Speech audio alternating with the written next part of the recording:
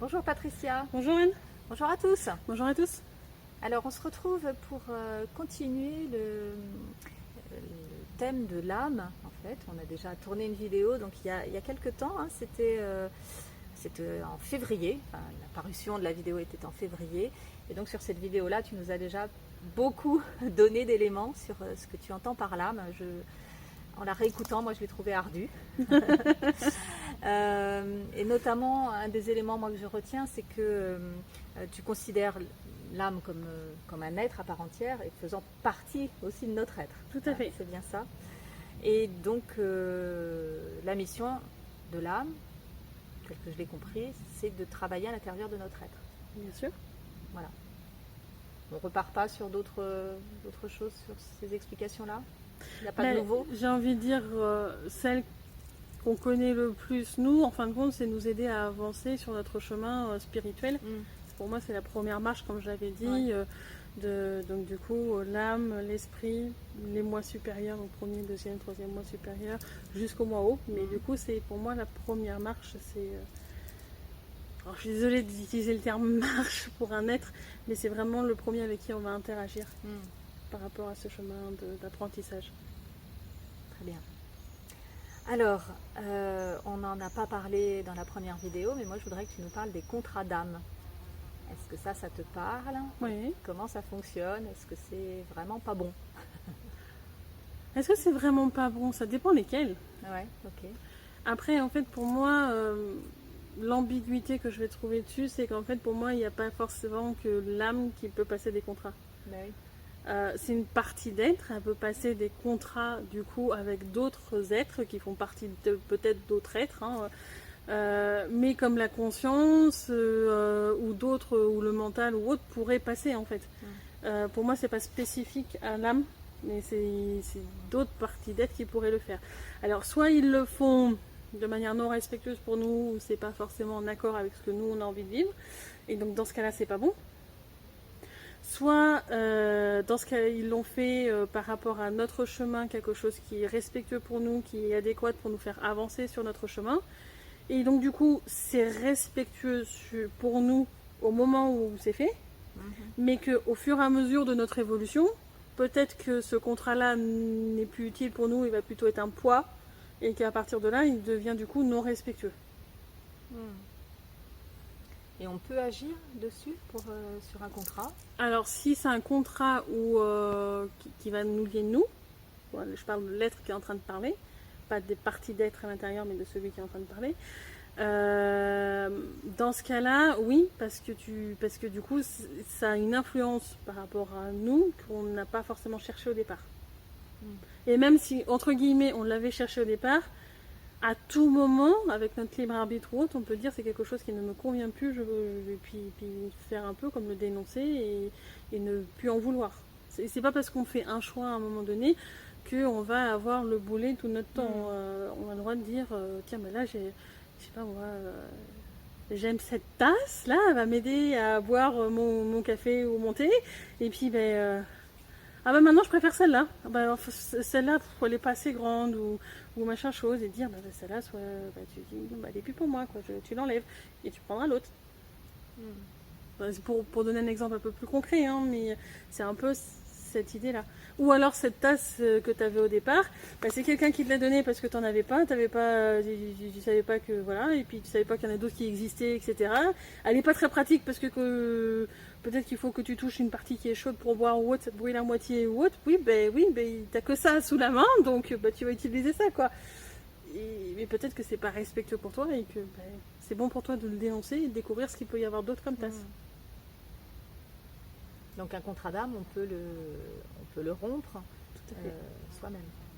Oui, en tous les cas, notamment par des demandes en justice, de dire je demande en accord avec les lois licites que...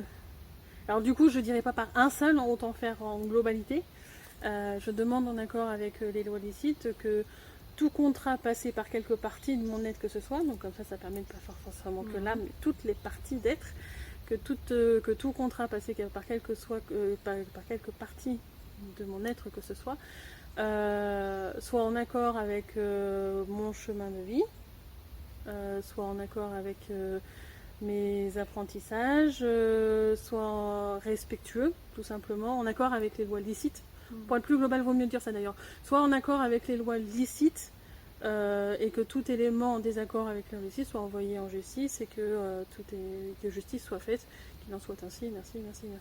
De dire ça comme ça va permettre de dire que, parce que les juges, par rapport aux lois, ils sont amenés à vérifier le chemin de vie, ils sont amenés à vérifier plein de paramètres différents pour savoir si c'est quelque chose qui est bon et respectueux pour toi au moment où tu fais la demande, ou pas en fait. Donc ça peut l'être à un moment donné et ça peut l'être. Donc de formuler une question comme ça va amener au juge à vérifier tous les contrats qui ont été passés et donc du coup de dénoncer. Donc après ce sera aux parties d'être d'épurer ceux qui sont à épurer. S'il y a des parties d'être qui avaient fait des contrats irrespectueux pour vous, soit ils sont des apprentissages, soit ils sont amenés à quitter votre être, etc. ou autre, mais il y aura des jugements par rapport à ça pour qu'ils ne vous perturbent plus à ce moment-là. Et ça, c'est valable pour tous les contrats, pas que les contrats d'âme. Là, pour le coup, je disais tout contrat parce que pour moi, comme je te dis, un contrat, ça peut être passé par pas mal de parties d'être. Donc autant faire de manière générale et pas que en ciblant trop précisément et qu'il reste d'autres choses derrière. Bon, ben merci pour cette formule qu'on pourra réécouter et noter. Ok. Alors, question suivante sur le passage d'âme et les passeurs. Comment toi tu abordes cette question-là?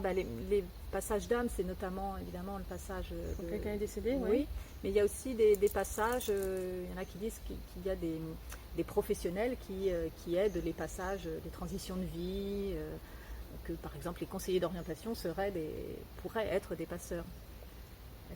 Alors sur la deuxième, pas vraiment. Pour moi, vraiment, la notion qu'il y a passeur d'âme dans ce que je perçois actuellement dans le subtil, ça a vraiment une transition d'incarnation. D'accord, uniquement. Moi, c'est comme ça que je perçois le mot. D'accord. Pour moi, le reste, ça va être un accompagnant sur son chemin, mais c'est pas un passeur. D'accord. Enfin, moi, dans ce que je perçois dans les mots, j'utiliserais plutôt cette notion-là et cette façon-là de le dire. D'accord. Donc le passage, ce serait passer d'un état incarné à un état désincarné? Alors pour moi, ça n'existe pas désincarné, mais... ce terme-là, je le trouve très péjoratif en fait, donc je ne vais pas utiliser ce terme-là. Je vais dire d'un état incarné à un état non incarné, mais pas désincarné. Mais parce que pour moi, c'est l'être qui a décidé de s'incarner, donc il va y avoir une petite partie de lui qui va s'incarner, du coup, il vivre une expérience dans une autre densité que là où il est actuellement. Et quand du coup son incarnation dans la densité qu'il a décidé de vivre en expérience va s'arrêter, la partie de lui va entre guillemets un peu le rejoindre sur la densité d'origine. Donc pour moi c'est plus une non-incarnation que tu vois la fin d'une incarnation. Désincarné, quand j'entends ce mot-là, je perçois comme des morceaux de chair qui se disloquent. Et vu que pour moi un être dans le subtil, il a aussi un corps et autre chose, j'ai l'impression qu'il est en train de se disloquer.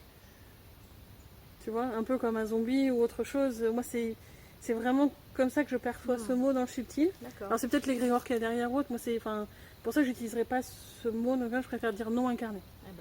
Merci pour cette précision. Et c'est propre à moi. Oui. Je comprends très bien.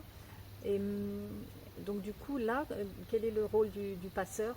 Est-ce qu'il y a des passeurs d'abord? Alors, oui, il y a des passeurs. Après, c'est quelque chose qui, actuellement, est en train de beaucoup changer. En fait, ce qui se passe, c'est que partout, je vérifie ce que j'ai le droit de dire, ce que j'ai pas le droit de dire, partout en fait sur chaque densité, c'est-à-dire que par exemple, il pourrait y avoir quelqu'un qui est sur un plan Oko, qui décide de vivre une incarnation sur un plan Ototo, sans que ça soit de la troisième densité, ça reste une incarnation. Il n'y a pas forcément que l'incarnation dans la troisième densité. C'est juste pour redonner, voilà. Et en fait, ce qui se passe un petit peu partout, c'est que y a des endroits où quand quelqu'un, donc du coup, finit son incarnation, il n'y a pas la période que l'on retrouve sur Urantia de quelques jours où il y a un peu un entre-deux. Dans les lois de base fondamentales, licites, en fait, il n'y a pas cette notion-là non plus d'entre-deux. Donc c'est plutôt, de ce qui a été vu ces derniers mois dans le subtil, une notion qui a mené beaucoup de corruption et de détournement. Donc en fait, dernièrement, mais vraiment dernièrement, ça date d'il y a quelques semaines. Il a été décidé sur plein de plans, à plein de niveaux différents et tout ça au niveau de justice, que le côté entre-deux ne devait plus exister nulle part, donc même sur l'entière. Donc en fait, cette notion d'entre-deux n'existe plus. Et les passeurs que tu parlais tout à l'heure étaient plus amenés à aider dans l'entre-deux à monter en lumière. Enfin, monter en lumière, à remonter, en fin de compte. Parce qu'en fait, c'est justement cette montée en lumière que souvent il y avait aussi des corruptions là-dedans. Donc du coup, maintenant il n'y a plus tellement cette notion-là. Ça passe vraiment par, j'ai envie de dire, les réseaux classiques qui étaient définis lors de la création de base, etc. Le tout, qui était il y a des éléments tels que des dolmens, etc. qui vont aider du coup les êtres qui ont fini leur incarnation à couper les liens d'ancrage qui les retiennent du coup au niveau du sol, etc. Il y a, selon certains types de dolmens, etc., il va y avoir un petit peu comme on pourrait dire, le fait de penser des blessures, une petite période ou autre. Mais et c'est au niveau du dolmen ou de la grosse structure qui existe, j'ai pas forcément le droit de donner les noms, ou en fin de compte qui vont l'aider, lui montrer le chemin pour revenir vers son moi haut. Parce que normalement c'est pareil, il ne devrait pas y avoir incarnation puis réincarnation. On l'avait vu un peu sur la vidéo incarnation, je disais il y avait beaucoup de détournements. Il ne devrait pas y avoir incarnation puis réincarnation, comme ça se fait un peu comme des ponts en ce moment. On devrait avoir incarnation, moi haut, et puis le moi haut quand il décide de réincarner, il réincarne. Et puis ça devrait plus être comme ça en fait. Et pas forcément du coup sur la même planète ou autre chose. Et il y avait beaucoup de schémas qui étaient corrompus dans ce système-là, qui sont en train d'être revus dans le subtil par décision de justice. Donc c'est un peu compliqué d'aborder la notion. Oui, alors d'ailleurs je suis perdue. Du coup, les passeurs, tu as parlé de dolmens, ils ont ce rôle-là?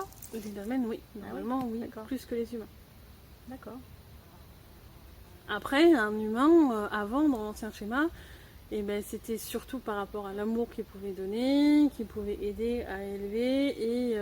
Mais normalement, c'est pas le chemin qui était défini de base lors de la création. Moi, ça reste ma vérité. Je vais choquer certains, j'en suis consciente. C'est ma vérité actuelle.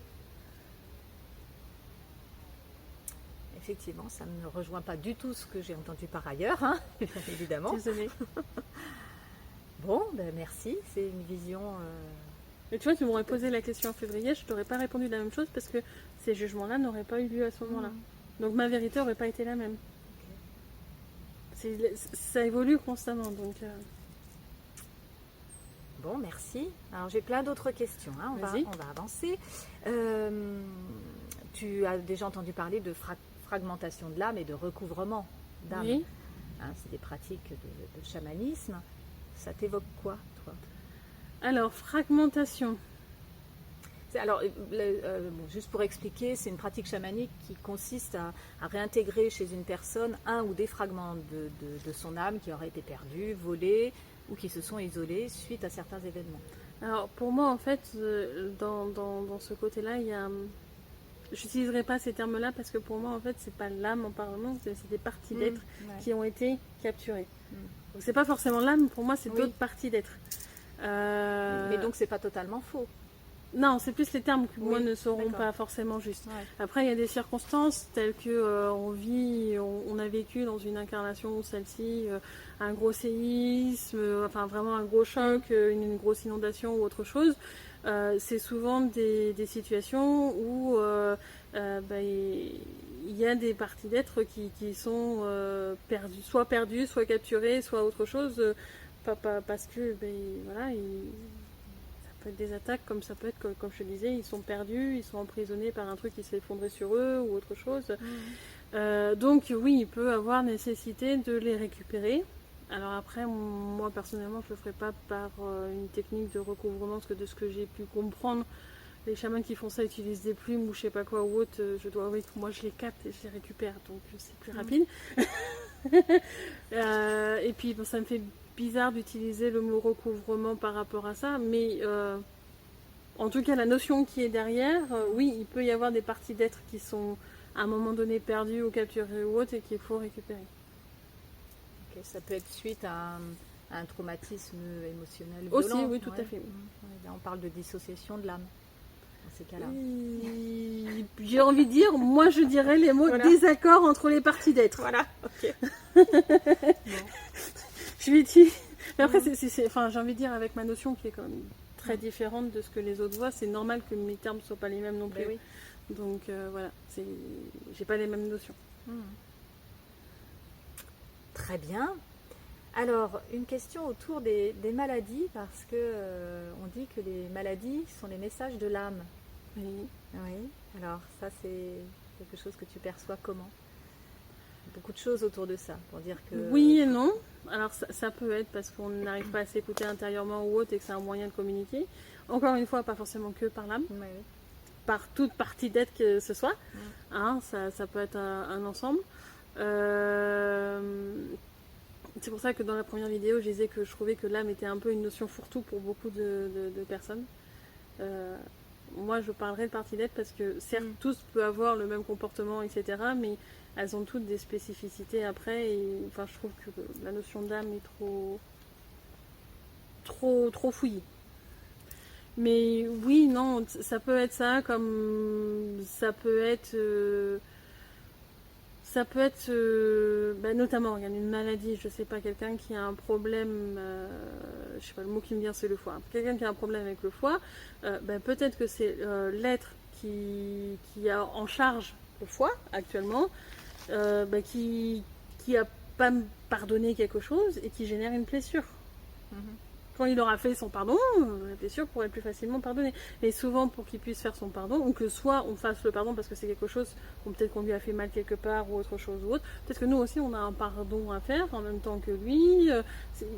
Chaque situation est différente. Mais dans ce cas-là, en tous les cas, le fait qu'il y a quelque chose qui ne va pas, les énergies n'ont pas été épurées, n'ont pas été libérées, et ça va générer une blessure qui va générer la maladie derrière. Mais là, pour le coup, du coup, ce sera la partie d'être qui gère le foie et pas l'âme. Oui. Mais ça pourrait être l'âme tout autant. Enfin, mais pour moi, voilà, c'est les parties d'être plus que l'âme.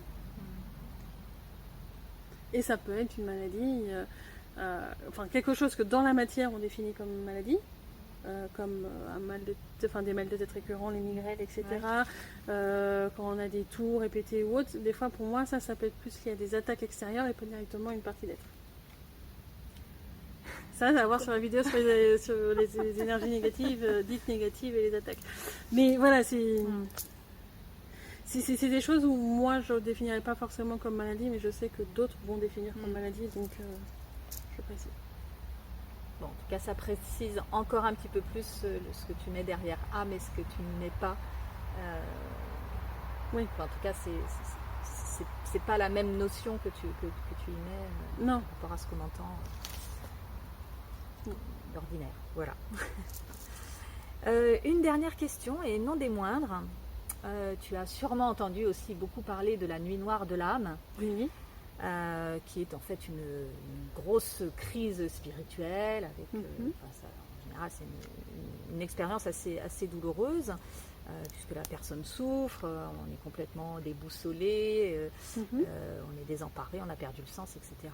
Et souvent, on associe cette crise-là à une étape du parcours des flammes jumelles. Souvent, voilà, on nous dit dans le parcours, entre guillemets, des flammes jumelles, il y a une nuit noire de l'âme.